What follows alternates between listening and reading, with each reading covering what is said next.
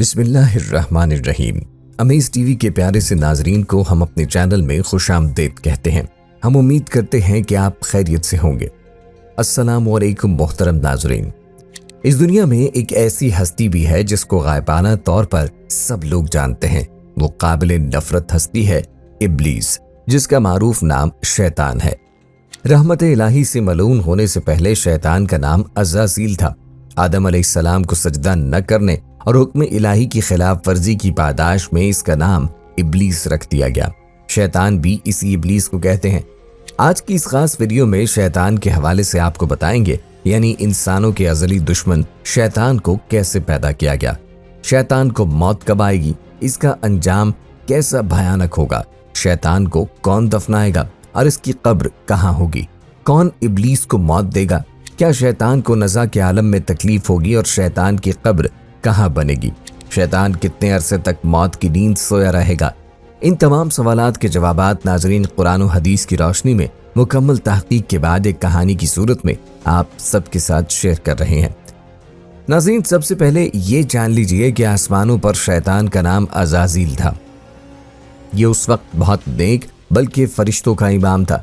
یہ طاؤس ملائکہ، بادشاہ افلاک، فرشتوں کا امام، مقربین کا سردار، جنت کے بیت المال کا خازن اور معلم ملائکہ تھا۔ خالق کائنات کے چند مقرب ترین ملائکہ میں سے تھا اور اسے یہ اعزازات ہزاروں سال تک دن رات کی مسلسل ریاضت اور عبادات کے باعث عطا فرمائے گئے تھے۔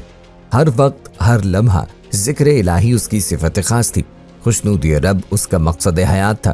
پہلے آسمان سے ہفت افلاک تک، جنت الماوا سے لوح محفوظ تک بلا روک ٹوک رسائی نے اسے دوسروں سے برتر کر دیا تھا۔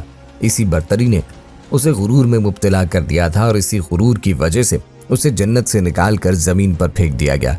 ناظرین، جب شیطان مردود کو اللہ تعالیٰ نے جنت سے نکال دیا تو اس نے اللہ تعالیٰ سے قیامت تک کے لیے مہلت مانگی کہ قیامت سے پہلے تک مجھے موت نہ آئے، لیکن اللہ پاک نے اسے مقررہ وقت تک، یعنی ایک خاص وقت تک مہلت دی۔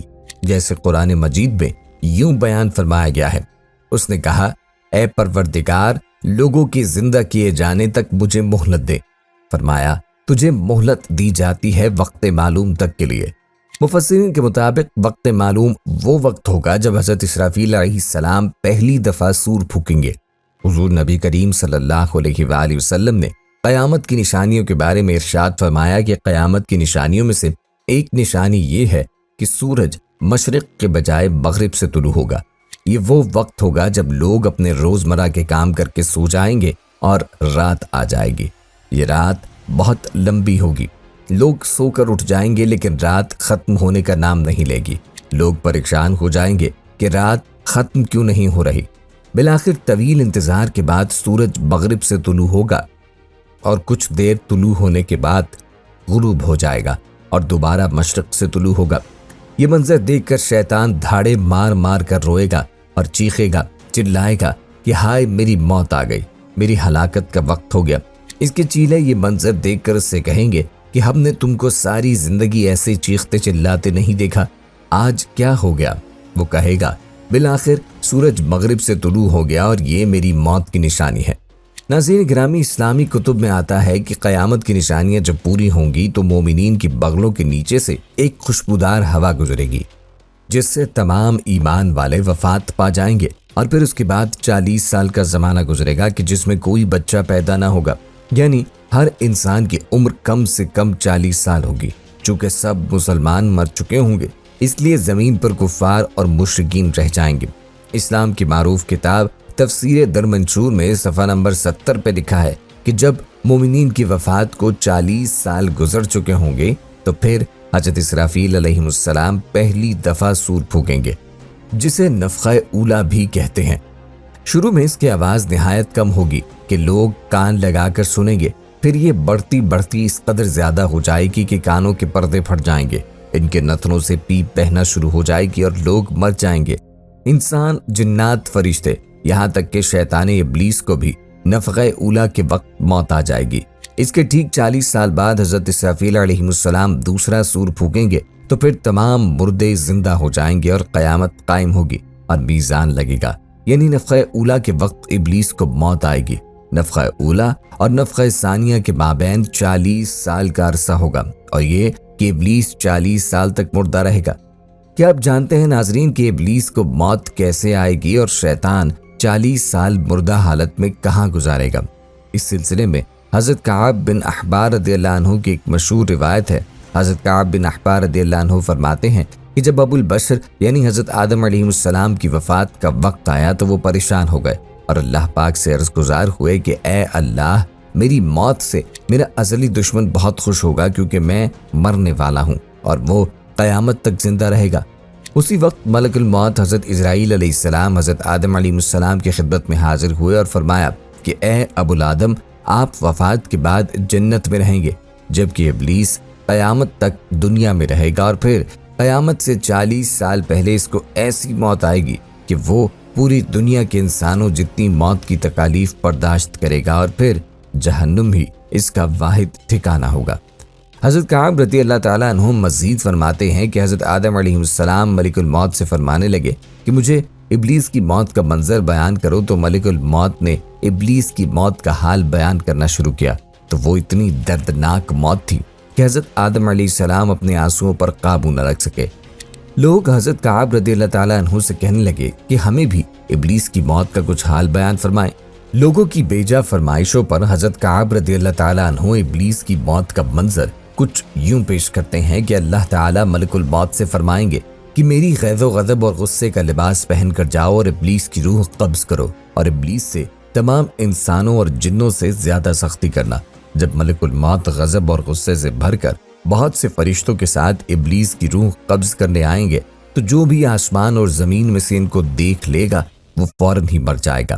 جب ملک الموت ابلیس کے پاس پہنچیں گے تو وہ دھاڑے مار مار کر روئے گا۔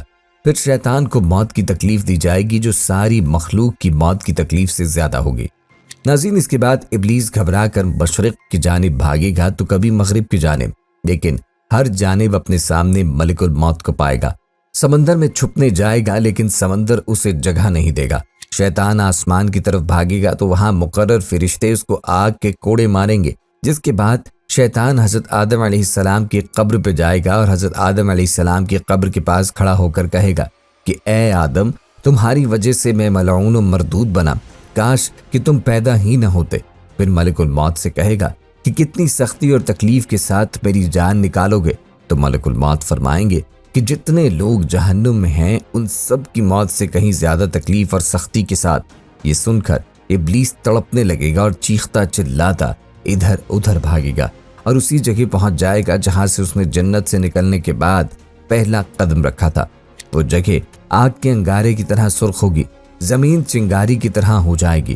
یہاں زبانیہ نامی فرشتوں کی جماعت شیطان کو گھیر لے گی اور یہ فرشتے شیطان کو زنبوروں اور آروں سے چیریں گے، اور جب تک اللہ چاہے گا اسی وقت تک ابلیس حالت نزاع اور موت کے غصے کا شکار رہے گا، اور وہاں جہنم کی سنڈاسیاں لگی ہوں گی۔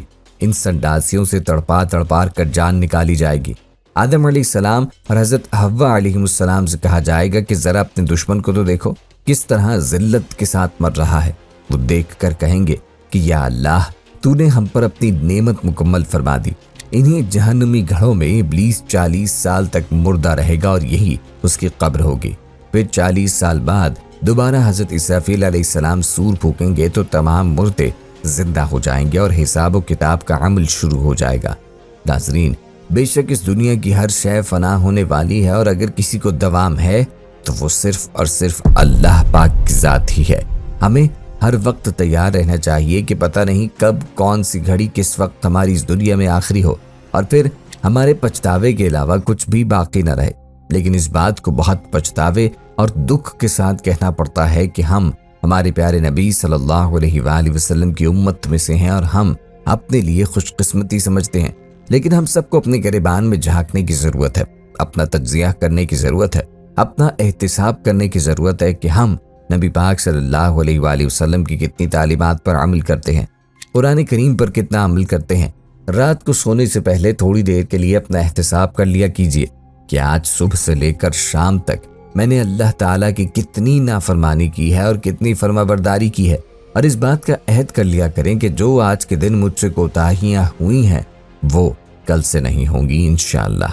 وہ دن دور نہیں کہ جب آپ کی زندگی بدل جائے گی اور آپ دین حق کی راہ پہ چل پڑیں گے۔ آخر میں ہماری دعا ہے کہ اللہ پاک ہم سب مسلمانوں کو دین اسلام پر چلنے والا بنائے اور ہمارا خاتمہ دین حق پر ہو، آمین۔ ناظرین، یہ تھی ہماری ویڈیو۔ امید کرتے ہیں کہ آپ کو ہماری آج کی ویڈیو پسند آئی ہوگی۔ اگر آپ کو ہماری ویڈیو پسند آئی تو گزارش کرتے ہیں کہ ہمارے چینل کو ضرور سبسکرائب کریں اور ساتھ ہی لگے بیل کے بٹن کو بھی پریس کریں تاکہ آپ کے پاس آنے والی مزید معلوماتی ویڈیوز کا نوٹیفیکیشن بر وقت ملے۔ سبسکرائب کے ساتھ ویڈیو کو لائک کریں اور قیمتی رائے کا اظہار کمنٹس پہ کریں۔ کمنٹس میں آپ اپنے سوالات ہم تک پہنچا سکتے ہیں۔ اللہ تعالیٰ آپ کو اپنی حفظ و امان میں رکھے، آمین۔